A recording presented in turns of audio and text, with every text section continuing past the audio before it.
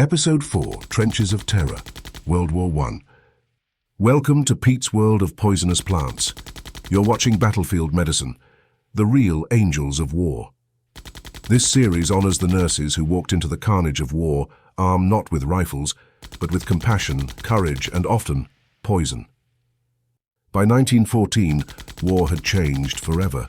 Gone were swords and catapults. Now the battlefield was a wasteland of barbed wire, machine guns, and poison gas. And in the mud-filled trenches of World War I, nurses faced horrors on a scale humanity had never seen before. Picture it. The ground churned into sludge by endless shelling, men clawing through knee-deep mud, lungs burning from chlorine or mustard gas, bodies torn apart by artillery. When the wounded were dragged back to field hospitals, they were often half dead already. And waiting for them were the nurses, the true angels of the trenches. Their tools were crude but vital. The most important was morphine, derived from the opium poppy. Carried in small glass ampoules, it was injected straight into the muscle to ease unbearable pain. For a man with his leg blown away, morphine was the only mercy left. But morphine was also a poison. Too much and breathing slowed, the heart stopped, and the soldier slipped into death. Every dose was a gamble. Relief on one side, silence on the other. Then there was atropine, drawn from the deadly nightshade. Nurses carried it in syringes, ready to jab into the thigh of a soldier gasping from chemical attack. Mustard gas burned the skin and lungs. Chlorine suffocated from within. Atropine worked by opening airways, fighting the convulsions. It was poison battling poison. Nightshade against gas. But poison wasn't enough to save most men. The hospitals near the front lines were overwhelmed. Muddy stretchers piled high with broken bodies, corridors echoing with the cries of the blinded and the gasping. Nurses worked knee-deep in blood, binding wounds, amputating in haste, fighting infections they couldn't stop. No antibiotics, no modern anesthesia, just carbolic acid, morphine, and hope. The horrors went beyond the physical. Many soldiers returned not only wounded but shattered in mind. What we now call PTSD was then simply shell shock. Nurses were often the only ones to show compassion, sitting beside trembling men whose minds had been broken by endless bombardment. No drug could cure it, but a nurse's presence sometimes mattered more than any medicine.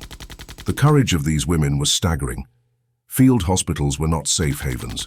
They were often shelled, bombed, and flooded with the same gas that had already claimed their patients. Many nurses died in the line of duty, choking on fumes, cut down by shrapnel, buried in collapsing dugouts. Yet still more volunteered. By the end of the war, tens of thousands of women had served in hospitals across Europe, in tents, in train carriages, even in barns converted into makeshift wards. Through all of it, poisonous plants remained constant companions. Morphine from the poppy, atropine from nightshade, digitalis from foxglove, still used for failing hearts. These were the thin line between agony and peace, life and death. And while doctors often took the credit, it was the nurses who bore the weight, deciding when to inject, how much to give, when to risk a dose that might be the last a man ever felt. Heroes not because they had perfect solutions, but because they dared to act when no one else would. By the war's end in 1918, more than 2 million British soldiers had been treated by nurses. Countless lives were saved, not by bullets or bayonets, but by bandages, poisons, and compassion.